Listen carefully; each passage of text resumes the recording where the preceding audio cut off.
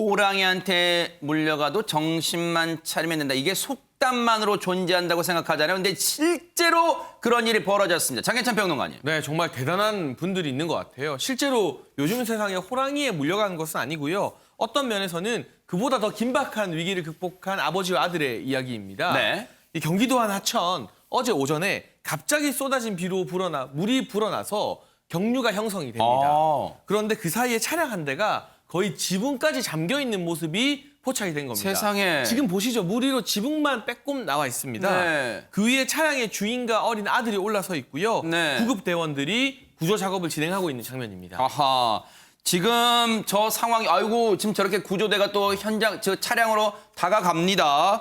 아니 아빠하고 아들은 어쩌다가 저 넓은 하천에 차량을 타고 이동하게 된 거 이게 어쩌다 저렇게 됐습니까? 박성배 변호사님. 어제 오전 8시 15분경 경기도의 한 하천에서 갑자기 불어난 물로 승용차 한 대가 급류에 휩쓸리는데 이 승용차에는 40대 아버지와 아들 두 사람이 타고 있었습니다. 바로 아들의 등교를 위해서 아빠가 운전에 태워다 주고 있는 와중에 아하. 갑자기 불어난 물로 이 차량이 급류에 휩쓸리고 말았는데 무려 800m가량을 급류에 둥둥 떠내려갔습니다. 상당히 공포스럽죠.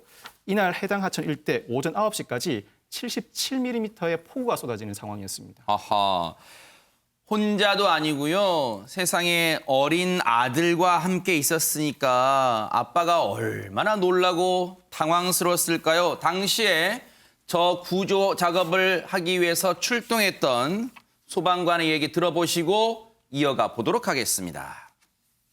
그 차가 물살에 떠나려고 오고 있다. 일단 물이 이제 계속 잠겨져 있기 때문에 저체온증도 올 수 있고 이게 안전히 잠기진 않았지만 더 이제 공포스러울 수도 있고 일단 완전히 잠겼을 경우는 저희가 이제 호흡을 못 하잖아요. 이제 물 속에서는 그러니까 이제 익수가 발생할 수도 있고 또 그때 당시에 이제 비가 계속 오는 상태여서 저희가 이제 현장에 도착했을 때는 아직 잠기진 않았지만 후에 또 이렇게 비가 많이 불어가지고 또 이제 잠길 수 있는 가능성도 있고 창문을 이렇게 열려고 시도를 했는데 이제 저희가 창문을 열으니까 또 안 열린다고 그랬고 물이 이제 뭐 완전히 잠기진 않았지만 압력 때문에 문이 안 열리거든요. 이것도.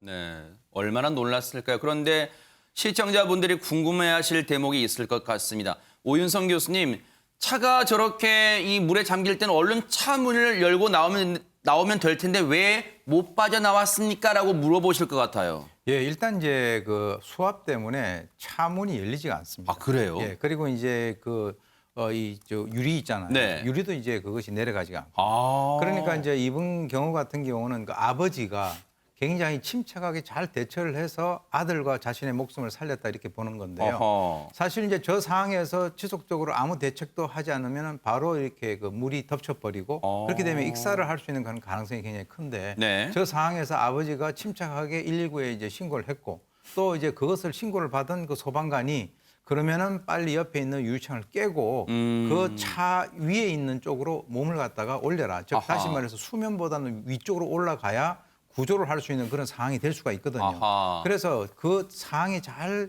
이렇게 이루어져 가지고 결국 저 두 사람이 목숨을 건지는 네. 그런 상황이 된 겁니다. 자, 그 긴박한 순간 속에서도 119 소방대원, 구조대원분과 통화를 하면서 침착하게 대응은 했어요. 그런데 여기서도 궁금증이 있습니다. 하재근 평론가님. 네. 차의 창문을 깨고 나오라고 했는데 차량 내부에 깰 만한 게 어디가 있다고 차를 깨라고 그랬을까요? 또 창문 깨려면 망치가 있어야 되거든요. 네. 쇠 같은 딱딱한 게 있어야 되는데 누가 차에 망치를 가지고 다니는 게 거의 없잖아요. 거의 없죠. 그래서 버스 같은 데는 망치가 비치돼 있지만 네.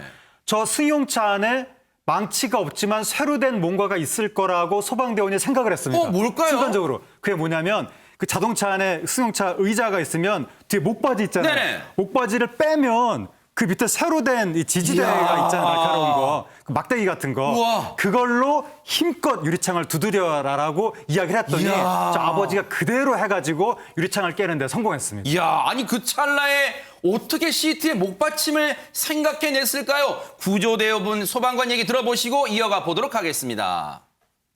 예를 들어서 버스라든가 기차라든가 이런 데는 망치가 있잖아요.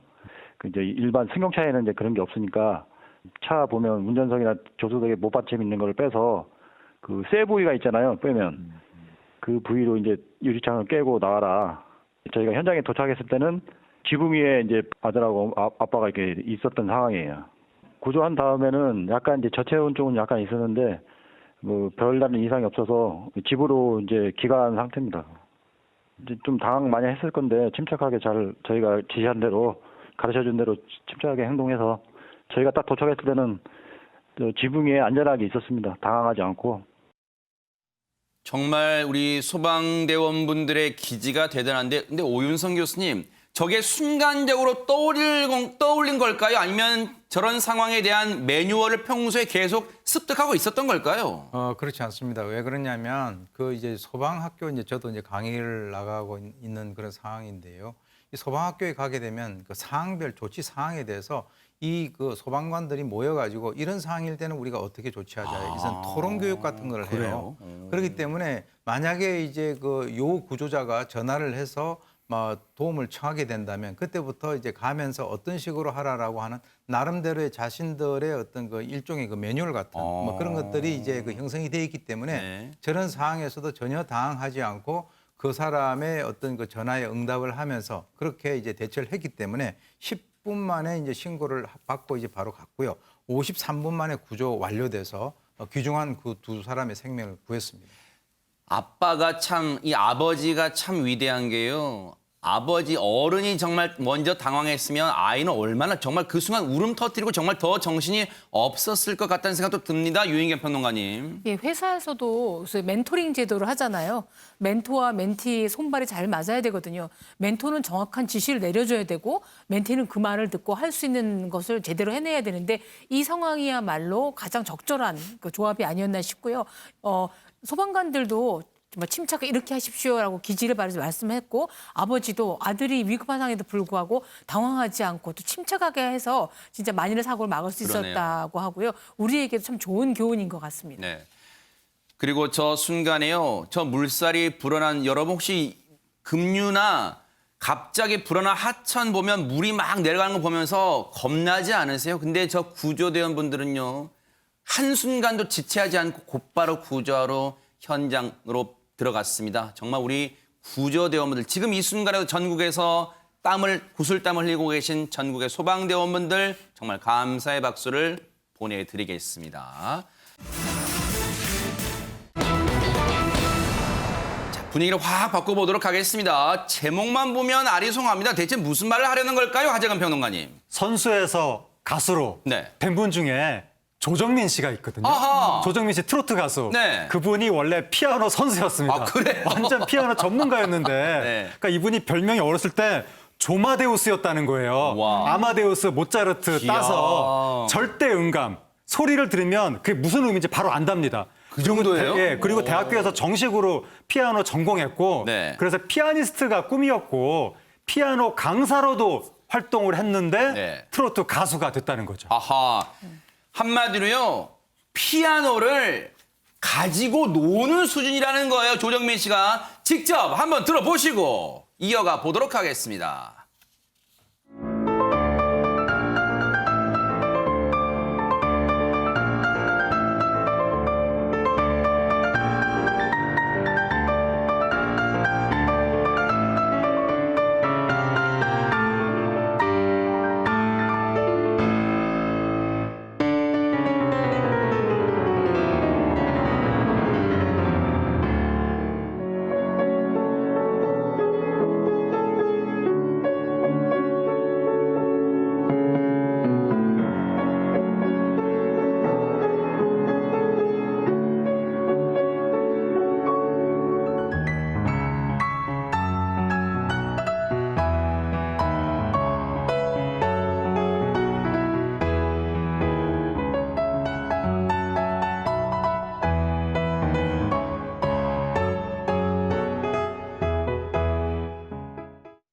아니 피아노 연주의 문외 아닌 제가 봐도 잘한다. 그리고 앞서 그 캐리비안의 해적 OST는 악보도 없이 그냥 친단 말이에요. 그런데 왜 피아노 연주자나 피아노 어떤 이 가르치는 사람이나 이런 길을 가지 않고 트로트의 길을 갈까요? 캐리비안 해적의 OST만이 아니고요. 정말 악보가 긴 클래식 연주도 다 외워서 외워서? 하더라고요. 아하. 조정민 씨는 워낙 노래도 잘 불렀지만 저 피아노를 어릴 때부터 배워서 정통 클래식으로 음대에 진학을 했었습니다. 네. 그런데 대학교 때 자신을 뒷바라지시던 아버지가 갑자기 심장마비로 돌아가신 거예요. 아하. 그래서 전업주부여서 아무런 생활 능력이 없었던 어머니, 남동생 2명의 생계를 책임지기 위해서 이제 소녀 가장이 된 거죠. 정말 안 해본 아르바이트가 없다고 그래요. 별별 아르바이트 다 하고 또 피아노 강사로도 활동을 했었는데 네. 그때 문득 이런 롤 모델을 떠올렸습니다. 누굴요? 트로트를 불러서 빚을 다 갚고 우뚝 선 장윤정 선배가 있지 아하. 그분처럼 트로트를 불러봐야 되겠다 이 생각을 해서 이제 피아노 선수에서 트로트 강자로 이제 완전히 태세 전환을 한 거죠. 아, 그런 인생의 우여곡절이 있었군요. 네. 전환점이 인생에. 정말로 잘 나가던 이 트로트의 피아노 연주자에서요. 가족의 생계를 책임지는 가장의 길을 걷게 된 그 반전이요. 트로트로 인생을 바꾸게 됐답니다. 히트곡 한번 들어보시고 이어가 보도록 하겠습니다. 살다가 보면 수많은 만남 이별이 스쳐가지만 내 사랑 어서 와요 내 사랑 사랑의 별에서 온 그대 여기에 내 맘에 잘 오셨어요 영원토록 내 거 해줘요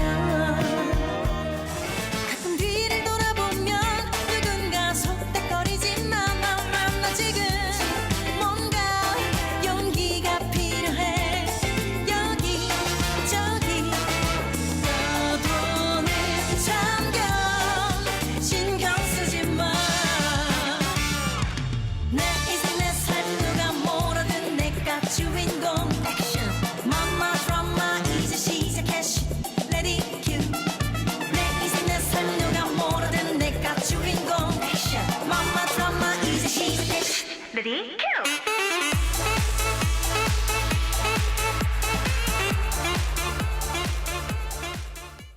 와, 노래도 뭐 잘합니다만 이 뮤직비디오를 보니까 뭐 건강미, 에너지가 뭐 철철 넘치는 것 같은데 아니 그러면 처음부터 이렇게 모든 게 갖춰진 상태로 시작을 했을까요? 장현찬 평론가님? 지금 저도 모르게 계속 들썩들썩거리면서 네. 대답을 하게 되는데 처음에 조정민 씨 참 어려운 길을 걸었다고 합니다. 아, 그래요? 2009년에 조아라는 예명으로 트로트 가수로 데뷔를 했어요. 그런데 그 당시에 피아노만 치다가 갑자기 트로트 가수가 되어서 무대 장악력도 없었고 본인 스스로도 내가 트로트를 부르는 게 맞나? 여기에 대해서 좀 부끄러워하는 그런 마음, 진정성이 좀 부족했다고 합니다. 이후에 이제 R&B로 장르를 바꾸는데 아하. 앨범 준비 다 했는데 기획사가 어려워지게 되면서 가수 데뷔를 또 R&B로는 못하게 됐고요. 아이고. 결국 실망해서 아이들에게 피아노를 가르치는 피아노 강사가 되었다가 돌고 돌아서 지금의 트로트 스타 조정민이 있게 된 거죠. 세상에. 사실 그렇게 몇 번이고 우여곡절 방황의 시기를 지나서 지금의 이제 트로트 스타 조정민 씨가 탄생한 건데 지금의 조정민 씨가 탄생하기까지 든든한 지원군도 있었다는데요. 그 얘기 들어보시고 이어가 보도록 하겠습니다. 클래식을 제가 어렸을 때부터 쭉 했는데 아빠가 이제 제가 21살 때 돌아가셔가지고 제가 가장이 되었어요. 제 첫째 딸인데 피아노 레슨도 하고 뭐 여러 가지 알바도 하고 했는데 사실 그런 걸로 우리 가족을 책임질 수는 없었어요. 엄마가 해봐라 이렇게 하시면서 저한테 그때 말씀을 해주셨어요. 아빠 꿈이 사실은 트로트 가수였다. 그럼 난 엄마 꿈도 이루고 아빠 꿈도 이뤘네. 이렇게 돼서 괜히 효녀가 된. 제가 정민이를 스카우트를 했잖아요.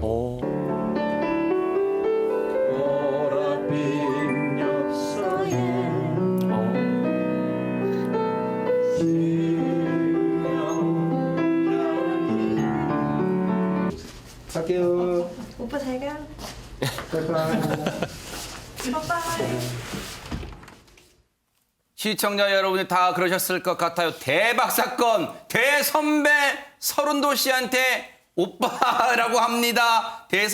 하재근 평론가님, 박성배 변호사님, 두 사람이 진짜 오빠라고 할 정도로 이 연배 차이가 별로 안 나는 거예요. 어떻습니까? 조정민 씨가 1986년생 올해 나이 네. 35세이고 서른도 씨가 63살입니다. 아하. 일반 사회에서 오빠라고 부르기에는 나이 차이가 상당히 납니다만 그만큼 두 사람 사이의 관계가 막역하기 때문입니다. 야. 조정민 씨가 한때 가수로서의 의욕을 잃었던 적이 있답니다. 그러다 네. 서른도 씨를 만나서 180도 인생이 바뀌었다고 하는데 조정민 씨가 과거에 트로트 서바이벌 프로그램에 출연해서 노래를 불렀는데 그 당시에 이 간절하게 노래를 부르는 모습을 보고 서른도 씨가 감동을 받았답니다. 네. 프로그램이 종영되고 일상으로 돌아와서 조정민 씨가 마트에서 장을 보고 있는데 전화 한 통이 걸려옵니다. 허허. 바로 서른도 씨의 전화였고 이후 서른도 씨의 도움으로 조정민 씨가 트로트 가수로 복귀를 하게 됩니다. 야, 조정민 씨가요, 정말 이 인생은요, 한순간에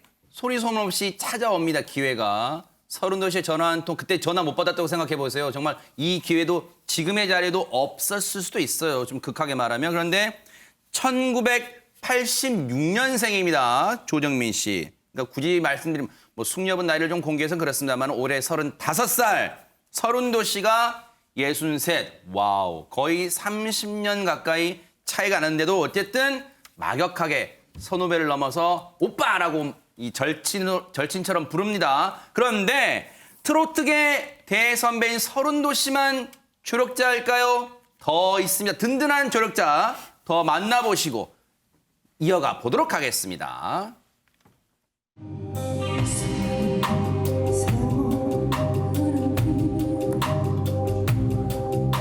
자기의 생명까지 모두 다 줘 빛처럼 요령이 나타나 그런 사람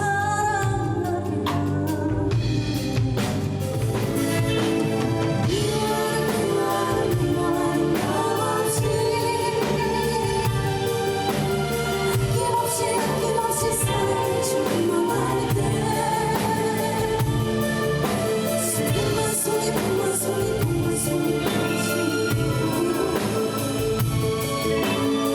또 아름다운 우리를 바라보시네. 시청자분들 그러실 거예요. 조력자가 누구야? 나오지도 않는데 화면에. 아, 못 보셨어요? 쌍둥이인데. 노력, 실력. 이 쌍둥이 못 보셨어요?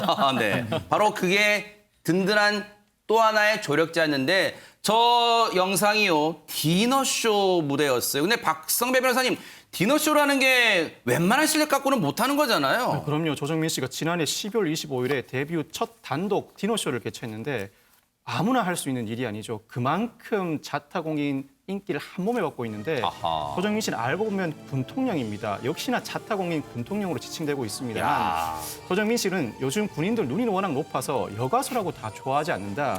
체면 놀아놓고 열심히 노니까 군인들이 좋아해 준다는데 땀이 온몸을 적실 때까지 무도에서 뛰어논답니다. 허허. 이러니까 군인들이 좋아해 준다는 설명을 덧붙이고 있습니다. 네. 그리고 알고 보면 조정민 씨가 차세대 CF퀸으로 떠오르고 있습니다. 그래요? 16개의 광고를 찍었는데 대박! 광고비로 생활비를 충당할 정도라고 합니다. 아하. 요즘 조정민 씨가 잠들 때 나보다 행복한 사람이 있을까 생각하고 그만큼 일이 그동안 침체기에 있던 자신이 하고 싶은 일을 마음대로 할 수 있기 때문에 행복하다는 거죠.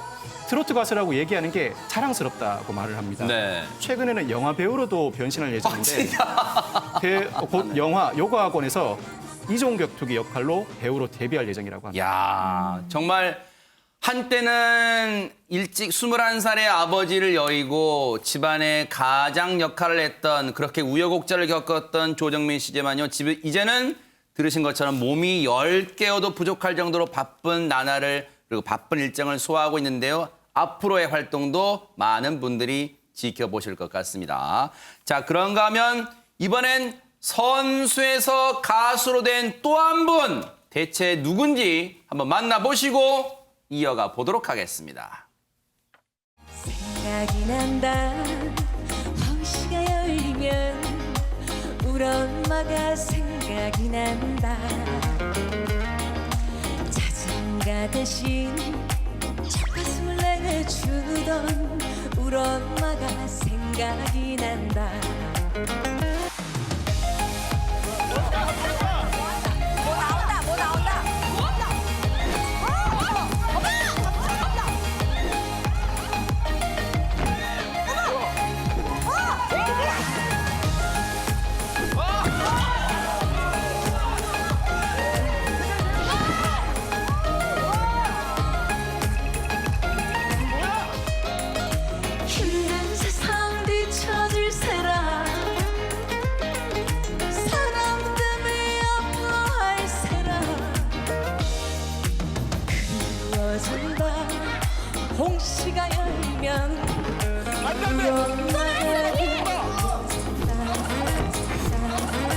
생각만 해도 눈물이 핀도는 우리 엄마가 그리워진다. 아니 유인경 평론가님 지금 우리가 같이 본 게 지금 진짜 지금 맞습니까? 가수 맞아요 지금? 네, 맞습니다. 허허. 너무 놀랐죠. 저렇게 네. 정말 새색시처럼 분홍색 예쁜 원피스를 입고 나타난 남자마다 다 업어치기 뒤치기를 하고 허허. 있는데 홍시 씨는요. 설거지 몇 번, 익산역 시계탑이라는 히트곡을 가진 트로트 가수예요. 오. 그런데 전직이 뭐냐면 고3까지 유도를 한 유도 선수입니다. 예.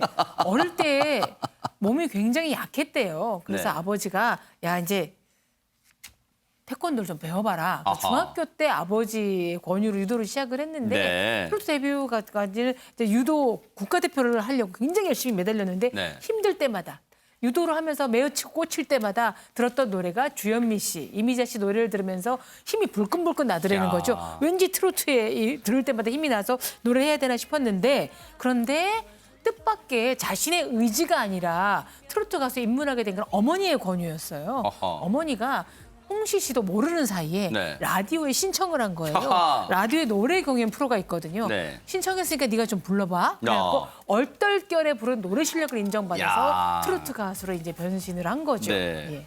아니 근데 오윤성 교수님 앞서 조정민 씨는 100번 양보해서 피아노 강사하다가 트로트로 전향했으니까 거의 비슷한 분야라고 쳐요. 그런데 이 홍시 씨는 유도를 하다가 트로트 가수로 전향한다? 이게 쉬웠을까요? 그래서 저는 저분의 얼굴을 보니까 뭐 유도했다라고 전혀 보이지가 않아요. 어허. 사실은 유도하면 좀 이렇게 등치도 좀 이렇게 옆에 크고 그런데 아주 예쁘장하게 생겨가지고 노래 부르면서 엎어치기, 뭐 안다리 구리기 이렇게 하는 걸 보니까 네. 깜짝 놀랐습니다. 사실 유도 선수와 이 트로트 가수라고 하는 것은 그 이미지에 잘 이게 겹쳐지지 않죠. 근데 이제 저분 같은 경우는 이제 학창 시절에 어려움이 있었는데 집안이 상당히 어려워가지고 합숙비를 내지 못하는 그런 어떤 수모도 겪었다라고 그래요. 그리고 이제 이 가요계 쪽으로 오고 난 이후에도 그렇게 녹록지 않았다라고 하는데 개인의 어떤 그 스케줄을 짜는 것도 상당히 쉽지가 않았고 아하. 특히 이제 수입을 위해서 이제 주부 노래 교실 강사를 해왔는데 그걸 한 이유는 노래를 자기로부터 놓지 않기 위한 어떤 최선의 방법으로 아유. 그것을 했다라고 합니다. 네. 그러다가 이제 2016년에 현재 소속사를 만나가지고 노래도 내고 크고 작은 여러 가지 좋은 일들 이런 것이 있어가지고 좀 풀렸는데요.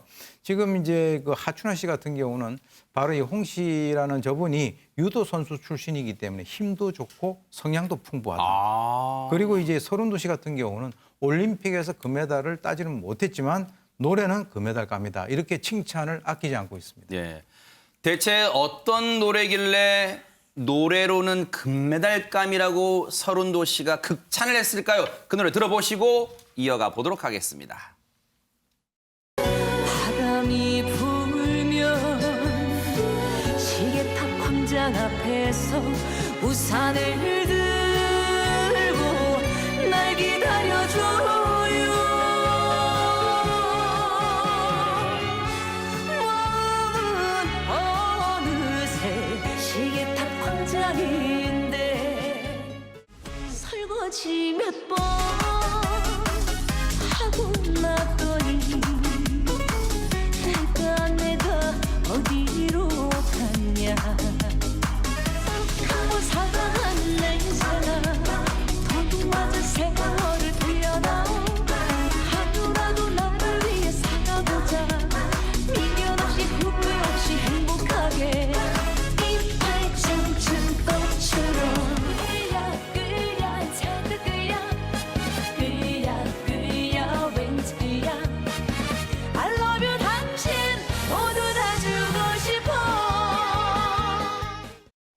아니 하재근 평론가님. 네. 유도 선수니까 운동 잘하는 DNA는 있다고 쳐요. 그런데 저렇게 노래 잘하는 DNA는 대체 몸 어디에 숨어 있었던 거예요? 요즘 일각에서 유행하는 조부모에 의한 조기 몰입 교육을 받은 것 같습니다. 네. 정동원 군도 어렸을 때 아버지가 돈 버느라고 바빠서 할아버지 할머니가 키우다가 할아버지가 들으시던 트로트를 아기 때부터 맞아요. 들었다라고 네. 하는 거잖아요. 네. 홍시 씨도 부모님이 맞벌이 하느라고 바빠서 외할머니가 키워주시다가 외할머니가 트로트를 들으시니까 아기 때부터 바로 옆에서 트로트를 들었다. 그래요? 그렇게 몰입 교육을 하면서 심지어 외할머니가 트로트 백과사전을 가져다 놓고 박자를 맞춰가면서 세상에. 가르쳐 주셨다. 그러니까 어렸을 때부터 외할머니의 그런 선물이 있었던 것 같고 이 스토리를 듣고 태진아 씨가 감동을 해서 곡을 썼다고 합니다. 그래요? 손녀딸이라는 제목으로 홍시 씨가 부르게 될 것 같습니다. 정말로 이 홍시 씨는요 주변 이제 복이 많은 인덕을 많이 쌓았나 봐요. 주변에 응원해주는 응원군들이 왜 이렇게 많습니까? 외할머니도 든든한 홍시 씨의 응원군이었습니다. 외할머니 얘기 들어보시고 이어가 보도록 하겠습니다.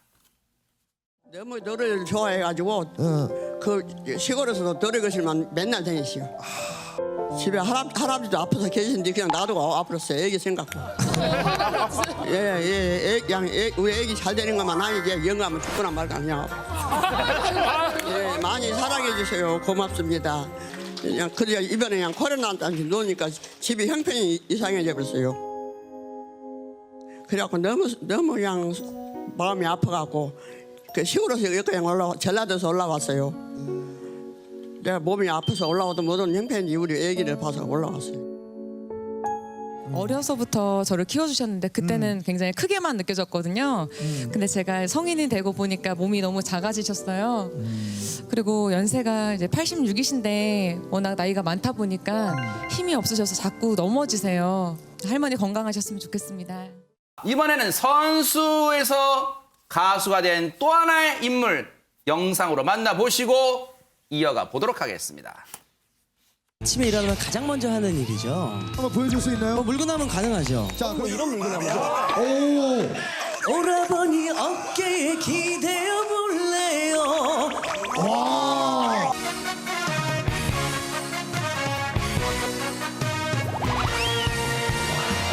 제작소 나와주세요.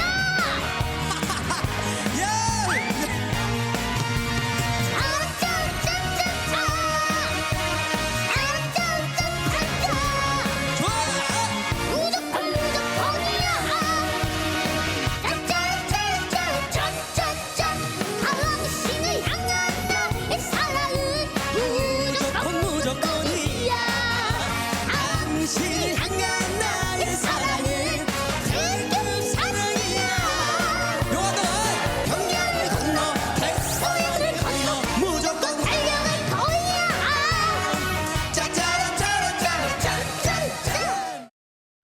아, 참 진짜 대단한 무대를 봤는데 장해찬 평론가님 사실 나태주 씨도 정말 인생이 180도로 바뀐 경우잖아요. 네, 그런데 성공하긴 성공한 것 같은 게 벌써 나태주 키드들이 저렇게 그러네요. 등장을 해서 나태주 씨를 따라하네요. 네. 나태주 씨는 초등학교 2학년 때 태권도 시작해서요. 세계대회 나가서 금메달 받고 국가대표로 활약할 정도로 인정받는 유망주였습니다. 네. 운동 계속했으면 아마 우리가 이 나야나가 아니라 올림픽에서 보지 않았을까 싶을 그래요? 네. 정도인데 지금은 이른바 태권트롯으로 전국 행사장을 종횡무진 누비고 있습니다. 어허. 지금 보시죠? 막 회전하는 거. 네네. 그런데 이 행사장 가면요. 보통 노래만 하고 나오잖아요. 네. 근데 나태주 씨는 행사장에 있는 건물 1층, 2층, 3층 돌아다니면서 한 바퀴씩 다 돌고 온다고 합니다. 와. 돌려차기 한 바퀴씩 이렇게 팬 서비스 해주고 오기 때문에 행사 부른 분들이 이뻐서 계속 부를 수밖에 없을 것 같고요. 네. 그렇게 몸을 돌리면서도 음정이 안 흔들리는 이유로 몸에는 힘을 주고 대신 목과 머리에는 힘을 빼는 연습을 많이 했다고 하고 날라차기 또 돌려차기 하다 보니까 마이크 한번 놓치지 않을까 싶은데 아직까지 한 번도 안 놓쳤다고 세상에. 하거든요. 평소에 마이크보다 훨씬 무거운 아령을 손에 들고 이 돌려차기를 하면서 노래하는 연습을 꾸준히 해왔다고 합니다. 야, 이게 끊임없는 노력에서 나온 거군요. 그냥 얻어지는 게 아닌 것 같습니다. 그런데 하재근 평론가님, 네. 사실 우리가 나태주 씨 얘기 많이 하면서 과거에 영화 배우로도 활동했잖는데 지금도 계속 배우가 되고 싶은 마음은 없을까요? 어떻습니까? 있는 것 같습니다. 아하. 과거 헐리우드 영화 팬에 출연했거든요. 네. 그 팬이 피터팬의 팬인데 아. 그 팬 부족의 일원으로 출연을 했을 때 휴잭맨, 엑스맨 울버린 역할을 예, 했던 네네. 휴잭맨이 뭐라고 얘기했냐면 난 이제 울버린 은퇴할 건데 내 다음 울버린으로 나태주 씨를 추천하고 싶다. 이야. 그런 얘기를 연기를 했다는 거예요. 네. 그다음에 아만다 사이프리드가 그 맘마미아 나온 배우인데 네네. 나태주 씨가 제일 잘생긴 배우다 이런 말도 했었다고 하는데 아하. 그 헐리우드 인맥이 이어지는 것인지 네. 요즘에 헐리우드 영화 2편을 출연 논의 중이라고 그래요? 합니다. 네. 그 향후 어떻게 되는지에 따라서 나태주 씨가 헐리우드 액션 스타가 될 가능성도 있는 것 같습니다. 네. 할리우드 진출한다면 영화 진출을 뿐만 아니라 미국 본토의 K-트로트를 알리는 또 전사가 되지 않을까 또 생각도 해봅니다.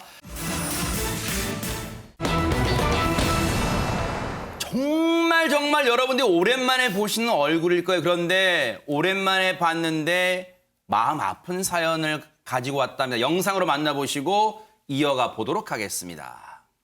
시간을 끝내고 나서 사실은 실명할지도 모른다는 원인을 정확하게 몰라요. 이게 유전 때문인지 뭐 스트레스 때문인지 뭐. 제가 안 보이는 거에 많이 익숙해졌어요. 아니 송승환 씨가 실명 위기라고요, 하재근 평론가님? 네, 송승환 씨가 눈이 안 좋다는 얘기는 그전부터 있었는데 평창 올림픽 이후에 급격히 상황이 안 좋아졌다. 병명도 명확하지가 않은데 황반 변성일 수도 있고 망막 색소 변성일 수도 있다고 하는데 어쨌든 중요한 것은 눈이 좀 급속히 안 보여져 가고 있다.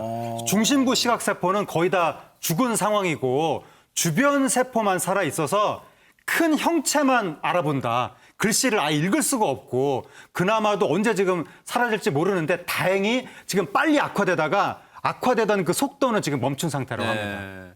사실 송승환 씨 하면 여러분 물론 배우라는 건 다 아실 거 근데 장해찬 평론가 그동안 많은 분야에서 업적도 쌓아왔습니다. 네, 이 송승환 씨의 삶도 참 파란만장하다고 해야 될 것 같은데 1965년에 아역 배우로 데뷔를 합니다.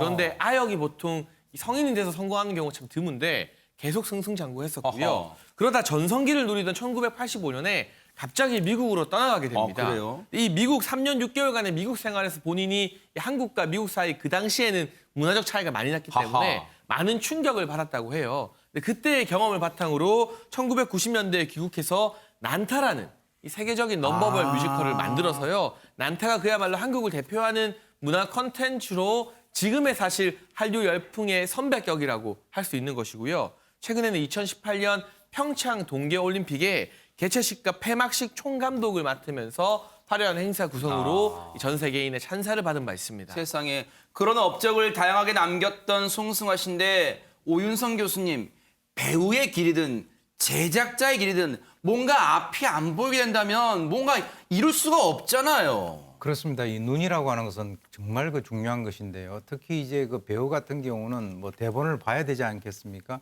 지금 이제 이 9년 만에 더 드레스라고 하는 그 연극에서 노역 배우, 즉 선생님 역을 지금 이제 맡고 있습니다. 그래서 이제 눈이 잘 안 보이기 때문에 컴퓨터나 휴대폰에서 읽어주는 그 기능을 가지고 대본을 지금 이제 머릿속에 집어넣고 있다 이렇게 얘기를 하고 있는데요.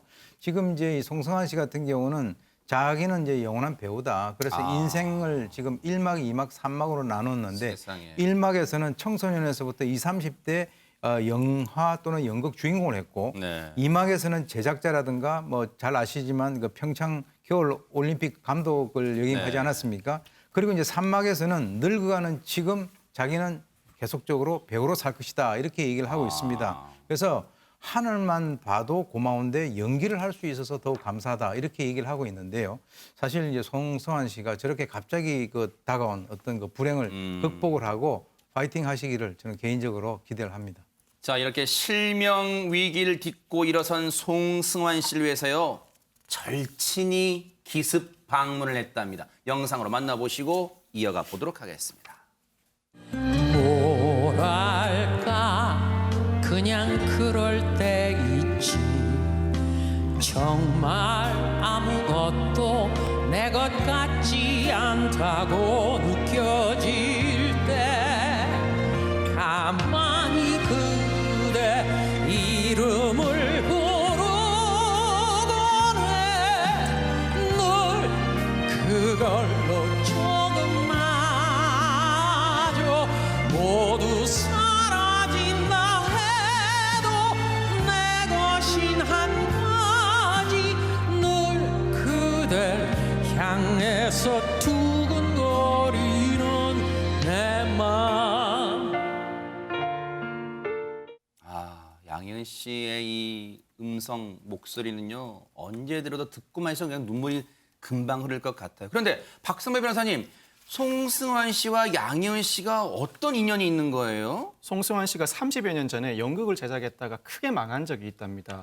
당시 앞으로 뭐 해먹고 살지 고민을 하다가 가수 콘서트를 보게 됐는데 가수 콘서트 정도는 쉽게 제작할 수 있겠다는 생각이 들었대요. 그래서 당대 최고 가수였던 양희은 씨를 무작정 찾아가게 되는데 그때 두 사람이 처음 만났습니다. 송승환 씨가 내가 빚을 좀 갚아야 되는데 당신 콘서트를 제작해보고 싶다고 제안했더니 양희은 씨가 됐다. 가봐라면서 이런 지하에 거절을 합니다. 그런데 그때 맞았던 퇴짜를 1991년에 풀 수 있게 됩니다. 마침내 송승환 씨가 양희은 디노쇼를 제작하게 되는데 세상에. 대성공을 거둡니다. 그리고 두 사람이 그 수익금 전액을 구로공단 놀이방 제작에 사용합니다. 송승환 씨는 둘 다 소녀 가장 출신이라 더 쉽게 친해진 것 같다고 하고 있습니다. 아하. 노래를 통해 절친인 송승환 씨를 위로한 양희은 씨. 그런데 유인경 평론가님, 뭔가 양희은 씨 본인도 아픔이 있었다면서요? 예, 양희은 씨는 사실 뭐 5, 60대들에게는 우리 인생의 마디마디마다 생각난 노래를 부르는 분이죠. 네. 경기 고등학교 때 뭐 아침 이슬 이루어질 수 없는 사랑을 시작으로 해서 지금까지도 노래한 것인데 고등학교 때부터 생계를 책임지는 소녀 가장이었습니다. 그래요? 대학교 때도 DJ 생활하고 대학을 10년 만에 졸업을 해야 될 만큼 네. 체행업에 출세했는데 30살. 이제 좀 먹고 살만해지고 좀 편히 살아도 되겠다 할 때 난소암 판정을 받았습니다. 아하. 의사 선생님께서도 3개월 정도밖에 안 남은 것 같은데 우리 그래도 최선을 다해보자라는 말을 듣고 정말 이제 끝이구나 생각을 했대요. 근데 그때 생각한 게 가족이었답니다. 혼자가 아니라 엄마가 있구나.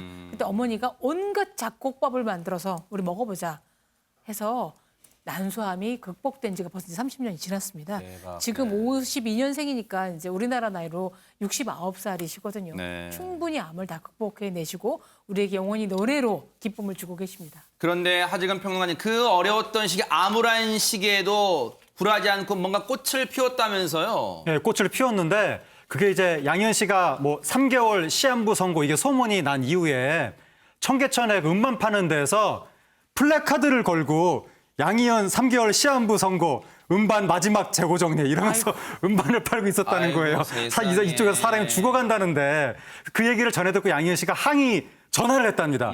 전화를 했더니 그 음반 파는 분이 오히려 적반하장으로 양희은 씨한테 새 그 신곡 좀 내놓으라고 그렇게 얘기를 했다는 거예요. 양희은 씨가 그 노래 듣고 그래 신곡을 내야지 이렇게 생각을 해서 작곡가 김희갑 씨한테 곡을 받아놓고 직접 작사를 하려고 쓰려고 생각을 하던 중에 친구가 편지를 보냈다는 거예요. 오늘 너랑 똑같은 병을 앓고 있는 사람이 돌아가셔서 장례식장에 갔다 왔다. 근데 봄비가 내리는데 하얀 목련이 지고 있더라. 그렇게 편지를 써서 보냈다는 거예요.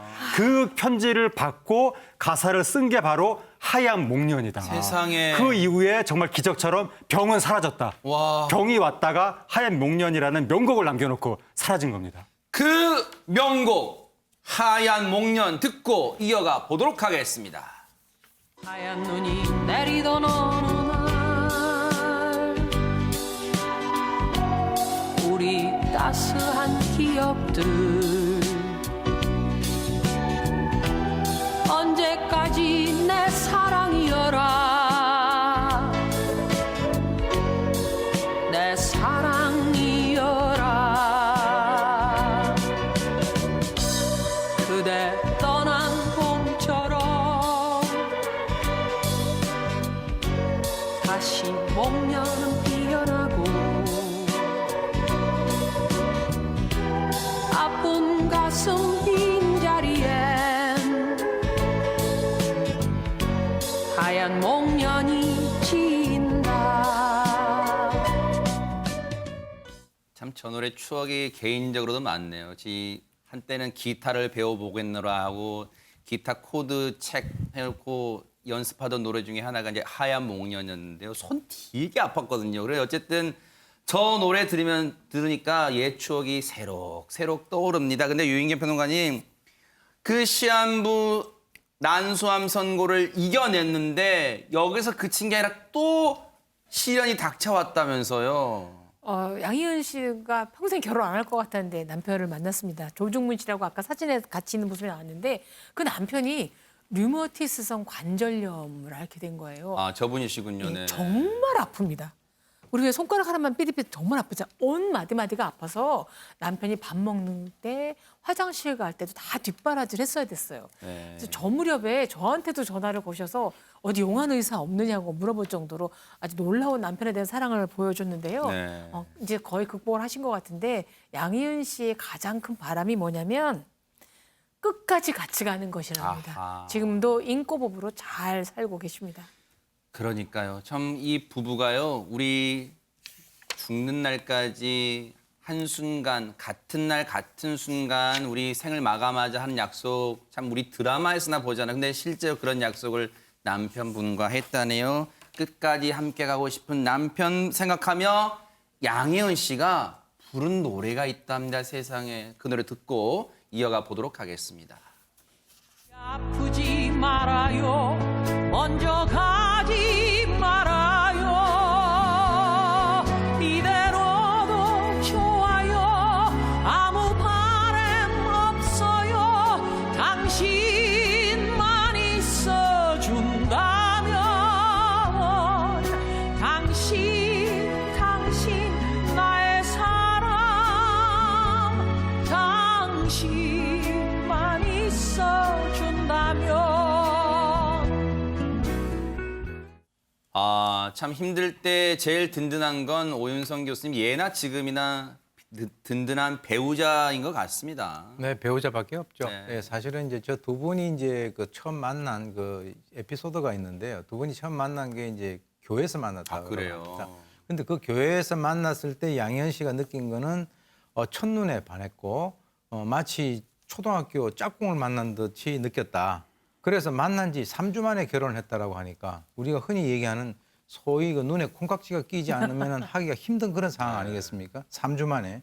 그래서 지금 이제 그 어려운 과정을 겪고 이제 남편과는 쓸데없는 그런 얘기도 나눌 사이다라고 하는데 제가 볼 때는 이 배우자 외에는 쓸데없는 얘기를 나눌 사람이 사실은 없어요. 남들은 들어주지도 않으니까. 그래서 1년에 한 번씩 여행을 떠나는 상당히 그 둘이 가까운 그런 인꼬 부부라고 합니다. 사실 양희은 씨 노래는 많은 인생 철학도 담고 있잖아요. 하재근 평론가님. 네, 양희은 씨 노래가 과거 통기타 유행하던 시절에 나왔던 노래들이 많거든요.